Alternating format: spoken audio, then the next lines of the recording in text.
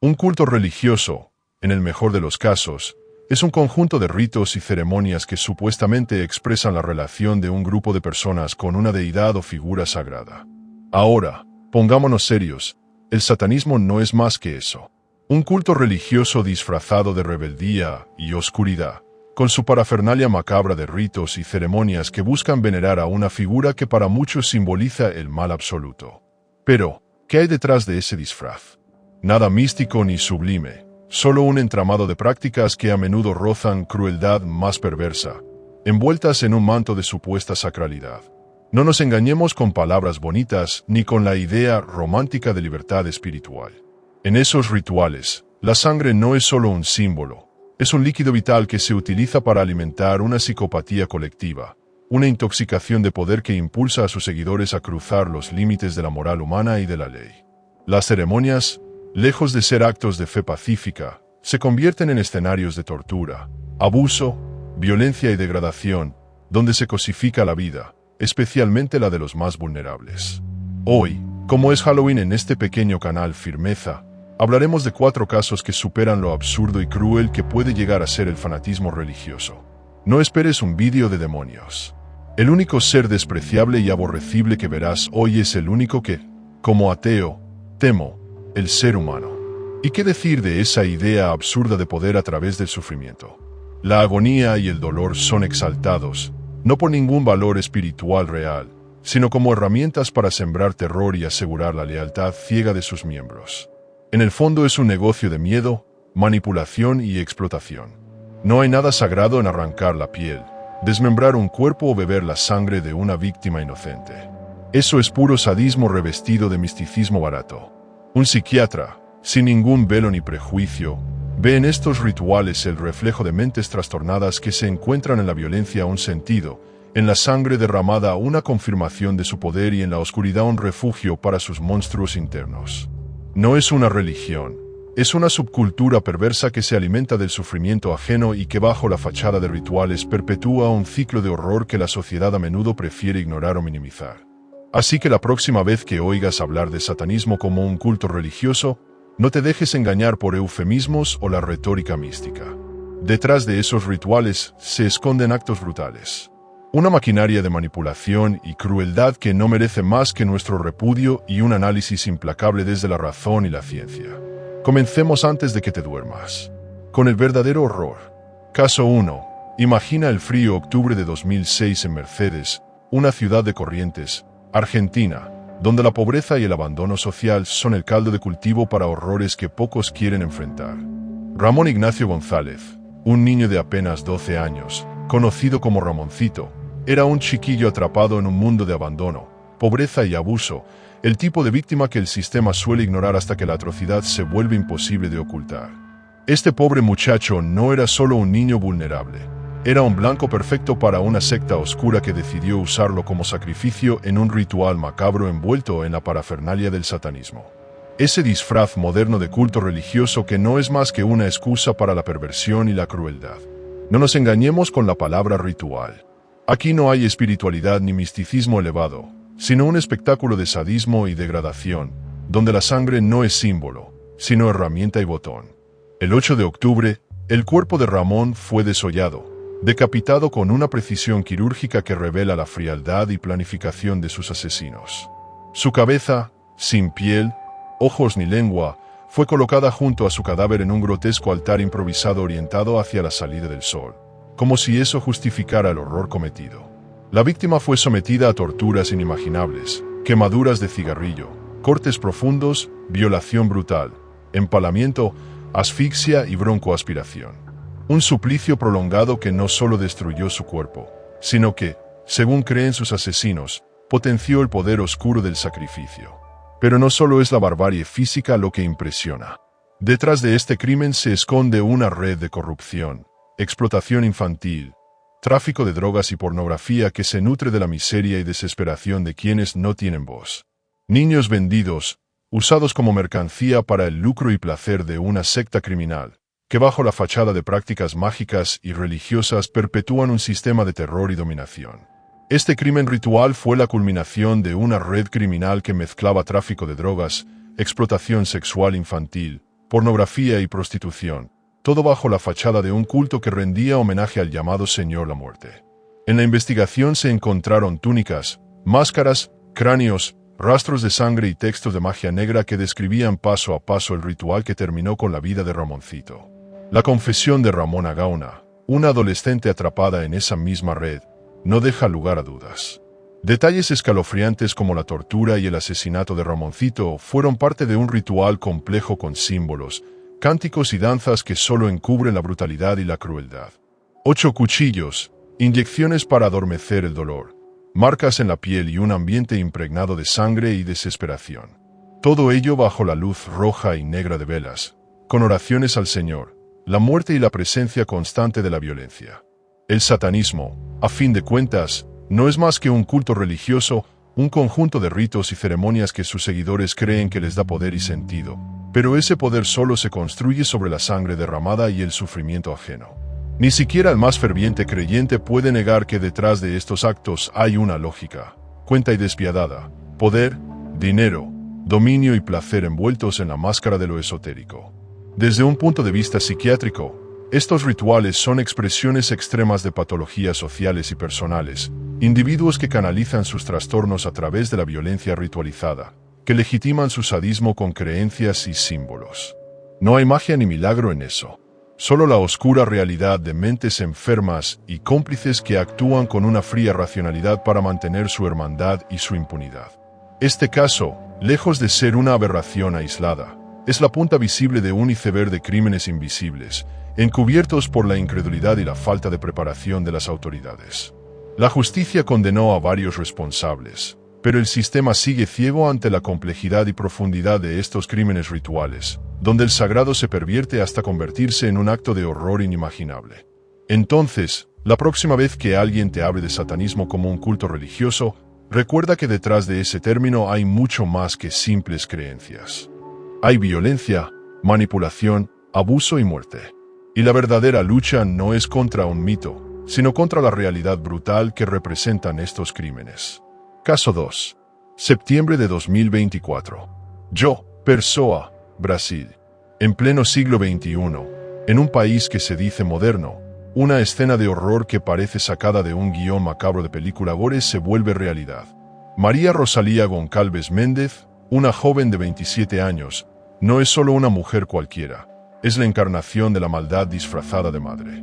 Su crimen: decapitar brutalmente a su propio hijo de 6 años durante una ceremonia satánica, un sacrificio espeluznante dedicado al Señor de las Tinieblas. Ese nombre horrible que solo cubre con un velo la monstruosidad de sus actos. La policía llega al lugar tras la denuncia de vecinos aterrados por los gritos desgarradores de un niño suplicando por su vida. Lo que encuentran no es solo un cuerpo, es una escena de pesadilla. Un charco inmenso de sangre cubre el piso del pequeño apartamento en la zona de João Pessoa. La cabeza del niño, con los ojos abiertos en un horror perpetuo, reposa sobre extraños objetos rituales. María, con cuchillos ensangrentados en las manos y la sangre goteando de sus labios, no muestra ni un atisbo de humanidad, sino una grotesca carcajada que hiela la sangre. Lo que sigue es tan brutal que ni siquiera la mente más perturbada puede imaginarlo sin estremecerse. La autopsia revela que el niño estaba plenamente consciente cuando fue asesinado y que la madre bebió su sangre para luego dibujar una estrella de 5 puntas en el suelo con ese mismo líquido vital. Ese acto de canibalismo ritual envuelto en misticismo barato es la peor expresión de un culto que no es otra cosa que una excusa para la barbarie y la locura. Los policías enfrentados a este espectáculo reaccionaron con tiros para detener a la mujer que en un acto desesperado o delirante se lanzó contra ellos blandiendo sus armas blancas. María sobrevivió y tras un mes en cuidados intensivos falleció por las heridas de bala. Su hijo fue enterrado al día siguiente. Con pocas lágrimas y muchas preguntas sin respuesta, consiguió que su cuerpo fuera exhumado, arrastrado y quemado en una hoguera que evocaba las terribles quemas de brujas medievales. Allí, en el cementerio de Itambé, bajo la mirada pasiva de la policía, se consumó un acto de justicia popular que, aunque visceral, solo añade más violencia al círculo infernal que comenzó con ese sacrificio infame. Desde la fría mirada de la psiquiatría, esto no es más que la manifestación extrema de mentes fracturadas, exacerbadas por creencias irracionales, y un entorno social que permite que el horror se camufle bajo el manto de la religión y la superstición. El satanismo, en este caso, es un disfraz para una de crueldad y manipulación, donde el poder se obtiene a través del sufrimiento y la destrucción. Así que cuando alguien te hable de cultos religiosos y ritos ancestrales, recuerda esta historia. No es un cuento de terror ni un mito. Es la cruda, sangrienta y terrible realidad de cómo la superstición puede corromper el alma humana hasta llevarla a matar a un niño y beber su sangre como si eso fuera un acto de fe. Caso 3 es República Dominicana. Diciembre de 2023. Vivimos en una sociedad donde la brutalidad es tan cotidiana que apenas levanta una ceja. Nos escandalizamos por titulares sangrientos, pero a la vuelta de la esquina siempre hay una atrocidad peor, esperando su turno para que la olvidemos al día siguiente. ¿Quieres terror real? Te lo sirvo crudo, sin anestesia. Este es el infierno real de un niño de 8 años. Aquí en la biología y el sistema le jugaron todas las cartas perdedoras. Su madre, incapaz de cuidar a su prole, 6 hijos nada menos. Como si la responsabilidad fuera optativa, decide traspasar el problema. El padre Santiago Colomé Jiménez es otro monumento a la negligencia. La paternidad le quedó tan grande que decidió pasarle el paquete a una tía, que a su vez lo pasó a otra como si se tratara de una bolsa de basura. Y así llegó a Carmen Jiménez, el monstruo de esta historia, una celebridad local en la categoría de sadismo. En esta casa, el infierno tomó forma. Él dejó de asistir al colegio porque tenía problemas de aprendizaje y claro, la solución fue encerrarlo en casa las 24 horas para que nadie viera los moretones ni escuchara los gritos. Carmen, su tía, convirtió el hogar en una mazmorra. Olvídate de los cuentos de hadas de Dios y sus milagros. Aquí hay quemaduras con agua hirviendo, golpes con hierros, tirones de pelo, puños y una lista interminable de métodos de tortura. El motivo, un delirio místico disfrazado de santería. Según Carmen, mientras más sufría el niño, más prosperidad recibiría ella de una entidad llamada Ele, el orisa más importante en la religión yoruba y la santería. Porque ya sabes, la estupidez humana nunca necesita excusa, pero la religión siempre ofrece una. No escatimaré detalles porque la realidad no los escatimó. Durante 3 días, Carmen desplegó su arsenal: machete, cargador de teléfono, cuchara, hierro, palo de madera, cuchillo de cocina. El niño recibió 47 heridas, le rompió 6 dientes a cucharazos, el hierro que usaba para golpearlo, lo introdujo por vía anal. Así que el pequeño estuvo 3 días sin poder evacuar con el intestino obstruido, retorciéndose de dolor, mientras la tía anotaba en su lista de deseos su buena fortuna futura. ¿Te parece grotesco? ¿Y tú, Dios, dónde carajos estaba? Cierto, olvidé que él actúa de manera misteriosa, pero peor es la indiferencia de un entorno que lo permite. El 13 de enero de 2024, el niño ya no podía más. Vómitos, fiebre, convulsiones. Carmen, en un acto de bondad, le mete el dedo en la boca para extraer el vómito cuando el pequeño perdió el conocimiento. Recién ahí, el novio de Carmen la obliga a llevarlo al hospital de Verón. Llegaron demasiado tarde. El niño murió en la camilla sin que nadie jamás le diera una sola oportunidad real en la vida. El informe forense es una radiografía de la barbarie. Heridas múltiples, trauma anal, shock hemorrágico, shock séptico, pérdida de sangre, mutilaciones, 6 dientes menos, todo en un cuerpo de apenas 8 años. ¿Quieres un clímax? Aquí va. La autora del crimen interrogada no mostró ni una pizca de remordimiento. Solo lamentó que el niño muriera porque según su superstición la muerte rompía el pacto y ahora ella estaba condenada a la desgracia. Pobrecita, ¿verdad? El escándalo fue tan grande que hasta el presidente Luis Abinader se vio obligado a pronunciarse prometiendo reformas legales, pura pose mediática. La justicia llegó tarde. La infancia del niño terminó mucho antes de su muerte. ¿No te indignas? ¿Aún cree que el mal es un demonio invisible? Mira a tu alrededor. La crueldad no es patrimonio de ningún infierno sobrenatural. Está aquí, en cada familia que abandona, en cada cómplice silencioso, en cada adulto que mira para otro lado. ¿Qué harías tú si supieras que un niño vive esto a la vuelta de tu casa? ¿Seguirías rezando o harías algo real? Despertar de la indiferencia cuesta, pero mirar de frente el horror, sin filtros, sin excusas, sin supersticiones, es el primer paso para que esto no vuelva a repetirse. Caso 4. Los Ángeles, 2 de febrero de 2011. Olvida los cuentos de hadas religiosos. Aquí no hay redención, solo carne, hueso y un joven llamado Moisés Meraz Espinoza, producto mediocre de la urbe de Miwod, completamente tragado por el circo del ocultismo barato y la estupidez autoinducida. Para sus 18 años ya había cambiado el amor adolescente por una obsesión con símbolos satánicos, tatuándose el 666 y cruces invertidas como si el dolor físico tapara el vacío existencial. Yo diría que buscaba pertenecer a algo, aunque fuera la miseria. Su novia Mónica, la única persona decente en este carnaval de miseria, acabó muerta de la forma más banal, arrollada por un coche en la calle, un accidente perfectamente normal para cualquier ciudad. Pero claro, para Moisés y su séquito de mediocres, eso era obra de Satanás, la secta o algún destino absurdo. De verdad, tan fácil es buscarle magia negra a todo lo que no entiendes. Pero aquí viene lo grotesco. Ni la policía ni nadie quiso mirar más allá porque las sectas y las religiones siempre son el camuflaje perfecto para la locura.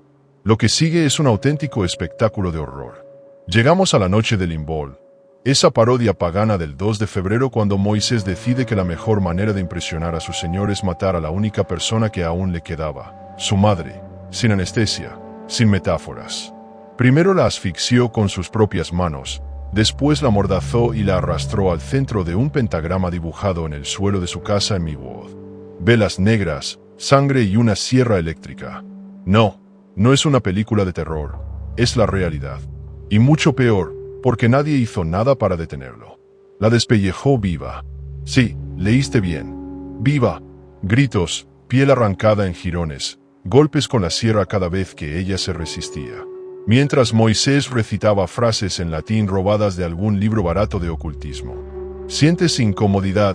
Deberías, porque esto no es un ritual místico. Es la máxima expresión de la incapacidad humana para diferenciar entre delirio y realidad. Después, Moisés le cortó la garganta, la descuartizó y metió los restos en el refrigerador. Las vísceras, jamás encontradas, probablemente pasaron de mano en mano entre los miembros de la secta, convertidas en cenizas para más rituales. ¿Quién en pleno siglo XXI sigue creyendo que el marco de órganos humanos da poder? Solo alguien vacío, manipulado y sin voluntad propia. El 8 de febrero, en Tom Park, una semana después, el genio se entrega a la policía, convencido de que su señor le cumplirá el deseo de ser famoso. Y lo conseguí, pero solo como un monstruo de tabloide, quien en pleno siglo XXI sigue creyendo que quemar órganos humanos da poder. Solo alguien vacío, manipulado y sin voluntad propia. El 8 de febrero, un Tinton Park. Una semana después, el genio se entrega a la policía, convencido de que su señor le cumplirá el deseo de ser famoso, pero solo como un monstruo de tabloide. El jurado no tardó ni un par de días en condenarlo a cadena perpetua. El juez, con 50 años de carrera, lo llamó uno de los crímenes más repugnantes y vulgares que jamás vio. ¿Y sabes qué? Moisés jamás se arrepintió. En la cárcel aislada se convirtió en una leyenda de sonidos inhumanos y alaridos nocturnos. Locura, posesión o simplemente el resultado de una mente destruida por el fanatismo y la soledad. La respuesta es obvia. Esto no es el mal sobrenatural, es solo la miseria humana amplificada por la ignorancia y la superstición. ¿Todavía sigues creyendo que los demonios existen? No. Los verdaderos monstruos son de carne y hueso y caminan entre nosotros todos los días. Hoy hemos explorado las profundidades del horror humano, evidenciando cómo el fanatismo religioso puede convertirse en una máscara para la crueldad más abominable. Las historias desgarradoras de niños sacrificados y adultos que han cruzado los límites de la moralidad nos revelan una verdad inquietante. Los verdaderos monstruos no son entidades sobrenaturales, sino individuos que, bajo la sombra de creencias distorsionadas, cometen atrocidades inimaginables. En este canal Firmeza no solo compartimos estos relatos para impactar, sino para despertar la reflexión y la indignación. Es fundamental que cuestionemos y analicemos la realidad que nos rodea sin caer en la indiferencia. La próxima vez que oigas hablar de cultos y rituales, recuerda que detrás hay un ciclo de dolor y manipulación que no debemos permitir. Te invito a opinar y compartir tus pensamientos. ¿Qué te ha dejado este video? ¿Cómo podemos enfrentar esta cruel realidad juntos? La conversación comienza aquí en Firmeza. Déjanos tus comentarios y sigamos luchando por un mundo más consciente y justo.